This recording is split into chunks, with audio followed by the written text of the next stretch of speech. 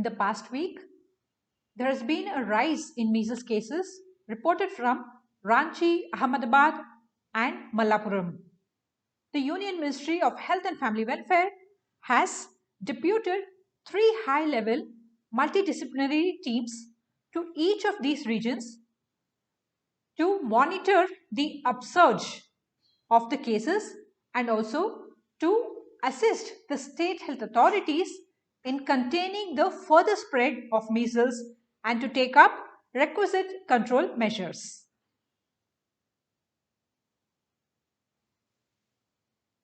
Hi dear students, welcome to Kandela IAS. In this lecture, we shall be discussing about measles. What is measles?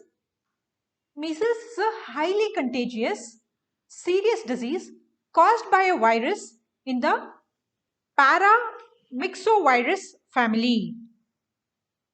Measles is a highly contagious disease which is caused by a virus in the paramyxovirus family, and it is normally transmitted through direct contact and through air. So initially the virus infects the respiratory system and further it spreads throughout the body. And please keep in mind, this is not a disease which is transmitted through animals. So measles is a human disease and it does not occur in animals. Why is measles in news? In the past week, a rise in the measles cases has been reported from Ranchi, Ahmedabad and Malappuram. So, the Union Ministry of Health and Family Welfare has deputed 3 high-level multidisciplinary teams to each of these regions to take stock of the upsurge in the cases and also to assist the state health officials in taking up public health measures and to facilitate operationalization of requisite control and containment measures. And that is why it is in news and it is of importance for our general studies UPSC preparation. What are the signs and symptoms of measles disease? After infection, that is, once the person gets infected by measles, after 10 to 12 days, he starts getting fever, which is accompanied by a runny nose, cough, redness, watery eyes, redness in the eyes, along with watering, and then small white spots in the cheeks, inner cheeks. So inside the cheeks, inner part of the cheeks, there will be appearance of small white spots. These are the initial symptoms of measles. Then after few days, there is occurrence of rashes all over the face and also the upper part of the neck. Then within 3 to 4 days, these rashes happen to spread throughout the body, extending up to the hands, legs, feet and so on. Okay, so on an average, the rash occurs 14 days after exposure to the virus. So how is the measles virus transmitted from an infected person to a non-infected person? So measles is a highly contagious disease. So it is one of the highly contagious disease which is responsible for death worldwide among children below the age of 5 years. So it is a highly contagious virus that lives in the nose and the throat mucus of an infected person. So when a person who is infected by measles, when he coughs or when he sneezes, air droplets are released into the atmosphere. And in this air, in the atmosphere or even on the infected surfaces, the virus can stay alive and it is active. That is, it is infectious for up to 2 hours. Okay, so when an infected person coughs or sneezes, the air droplets are released to the air outside, and even when he touches, when those air droplets come in contact with any surface, and if a normal person touches that surface and he takes it in close contact with the eyes or nose or mouth, he gets the disease because the virus gains entry into the body. Okay, so this is how the virus gets transmitted from an infected person to a non-infected person. So it is by release of the air droplets during cough or sneezing, and it is by coming in contact, that is direct contact, or contact through the infectious surfaces and taking that infection to the eyes or nose or mouth when we bring our hands close to these. Okay, so this measles virus can live in the air and on the surfaces for up to 2 hours. So it is alive and it is also virulent for up to 2 hours. So again, keep in mind, animals do not spread. Okay, neither animals get the measles disease nor are they capable of transmitting the measles virus. So who are the people who are at high risk of getting infected by this virus? First and foremost, it is the unvaccinated young children, that is children who are below the age of 5 years and who have not been vaccinated are highly susceptible to get infected by this measles virus.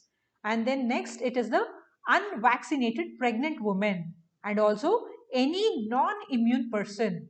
Non-immune person means people who have not taken vaccination for measles or people who have taken the vaccination but they have not developed immunity for this measles virus. So these two kinds of people come under the non-immune category. Okay, so the children below the 5 years of age, unvaccinated pregnant women and non-immune people are the high risk people who can get this disease. Also, it is these young children below the age of 5 years and adults above the age of 30 years who develop severe complications which might also lead to death. Okay, so what are the complications of measles? So the complications include blindness because of deficiency of the vitamin A. So even among normal children, when they get measles, there is a deficiency of vitamin A which can lead to blindness. And also there is symptom, also you can find symptoms of diarrhea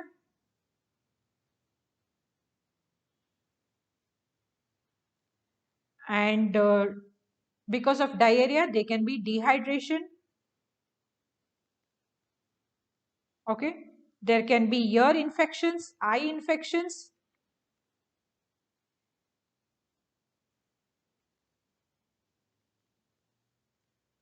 Okay, there can be severe respiratory infections which might even lead up to pneumonia. I have made a detailed lecture on pneumonia and uploaded on the channel. So to learn more about pneumonia, you can visit our channel and visit that video. Okay, so then it can also lead to encephalitis. Encephalitis is an infection that causes swelling of the brain. So there is these complications which majorly occur in children below 5 years of age or adults above 30 years of age, and because of these complications there is possibility of death also. Fine. So also the children who are having weak immunity, that is their immunity is compromised because of HIV infection or AIDS infection, they are also there is very high possibility of these children also getting these complications. Okay, so the complications include blindness, diarrhea and dehydration, vomiting, ear and eye infections, severe respiratory infections which might lead up to pneumonia, and encephalitis which is a brain condition which leads to swelling of the brain. Okay, so measles is still most commonly found in countries which have a low per capita income.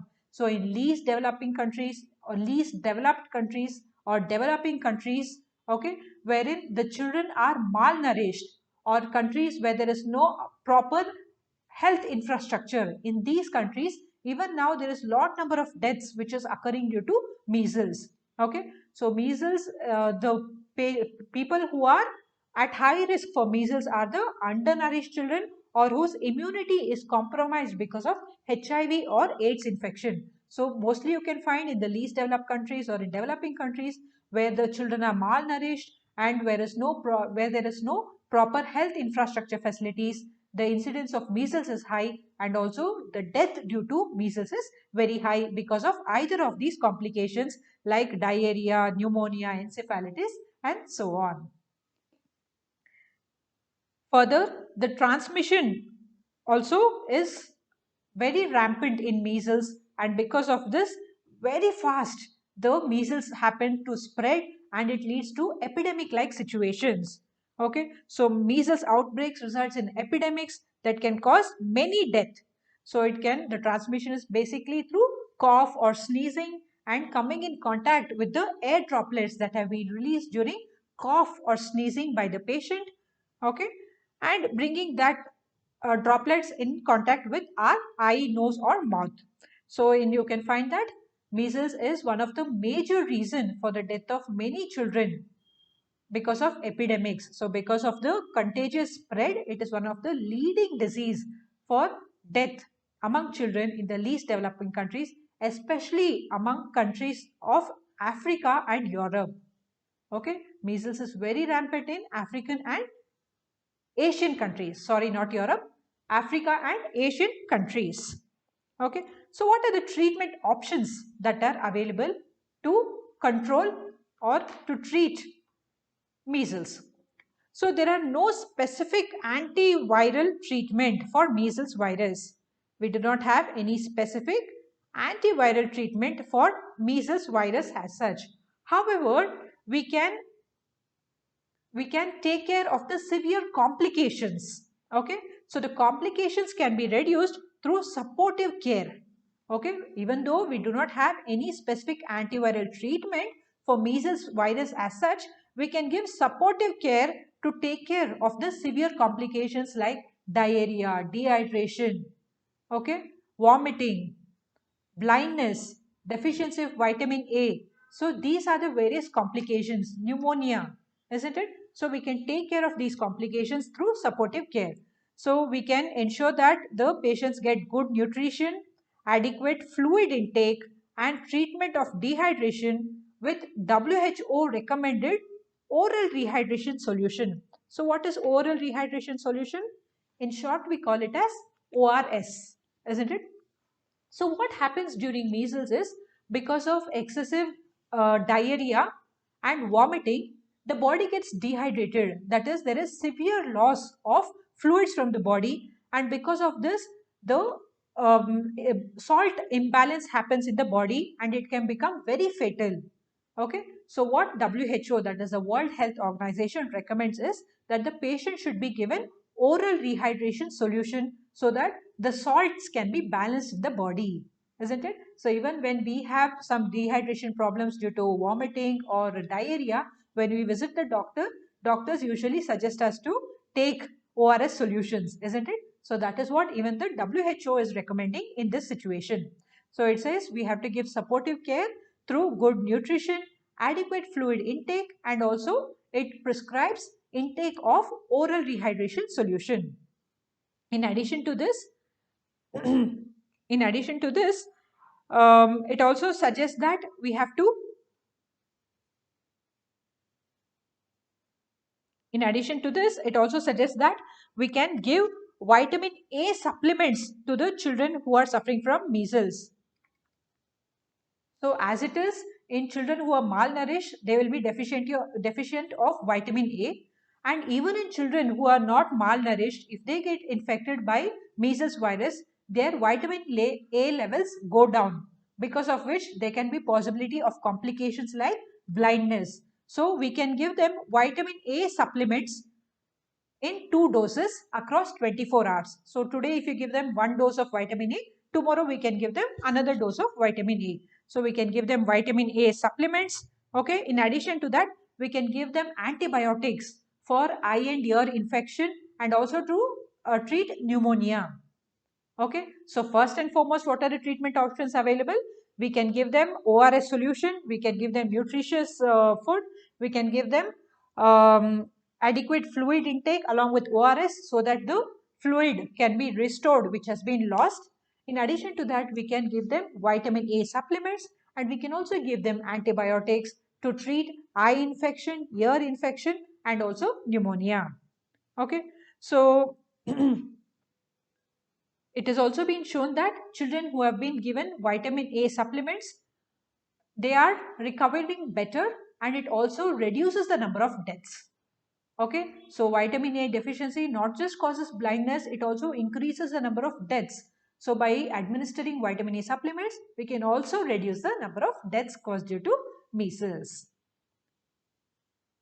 Now coming to the preventive measures which can be undertaken for measles. First and foremost, routine measles vaccination for children combined with mass immunization campaigns in countries with high case and death rates. So we have routine measles vaccination for children where the measles has been very rampant.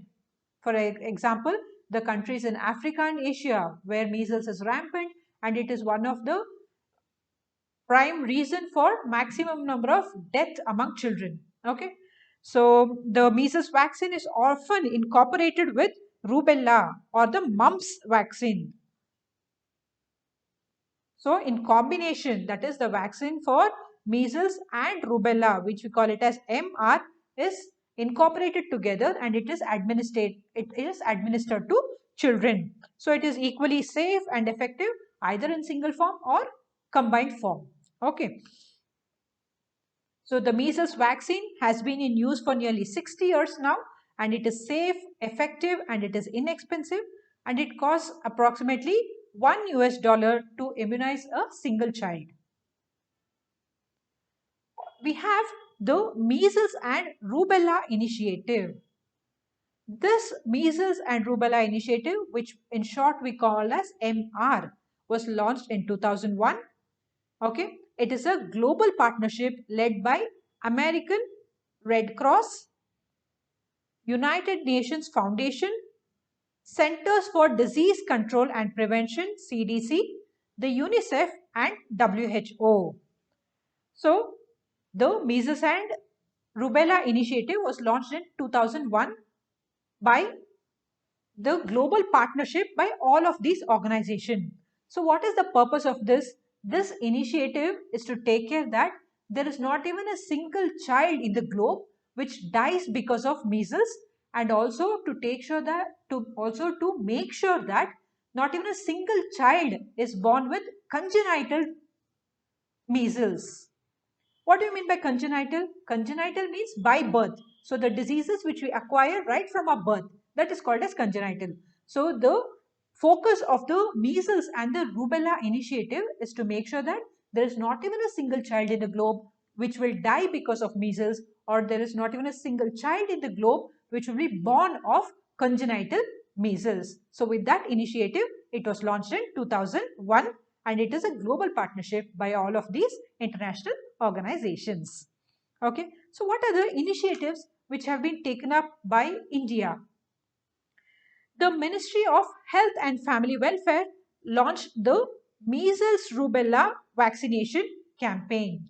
Okay, already told you it is a combination, that is measles and rubella as a combination vaccine. It is administered to the children as immunization campaign, vaccination campaign. In addition to that, we have the Mission Indradhanush, which was launched to fully immunize more than 89 lakh of children who are either unvaccinated or partially vaccinated under the Universal Immunization Program. Universal Immunization Program is a huge important project of our country, and it is aimed at vaccinating children against 12 vaccine preventable diseases. Which are those 12 vaccine preventable diseases? They are diphtheria,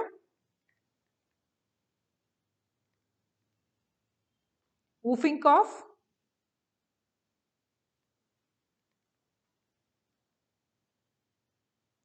tetanus, polio, tuberculosis, hepatitis B, meningitis,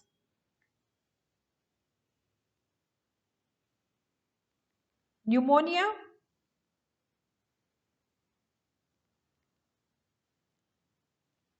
Haemophilus influenzae,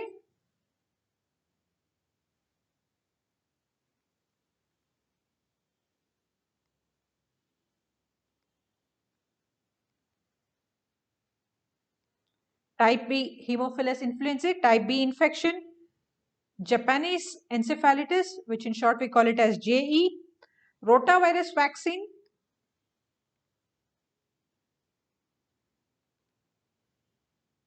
pneumococcal conjugate vaccine, which in short we call it as PCV, that is pneumococcal conjugate vaccine, and measles, rubella. So these are the 12 vaccine preventable diseases which come under the universal immunization program which is undertaken in our country. Okay, so with this, I guess you got a very good idea about what is measles, what are the different ways by which measles gets transmitted, who are the high risk categories who are susceptible to infection by this virus, what are the signs and symptoms, what are the preventable measures, what are the treatment options, and what are the measures which have been taken to prevent measles related deaths and spread of measles globally, that is worldwide, and also what are the steps which have been taken in India. Okay, for more such informative lectures, you can follow, like, share and subscribe. If you have any doubts regarding any of these topics, you can put a message in the comment section. We will definitely resolve your queries.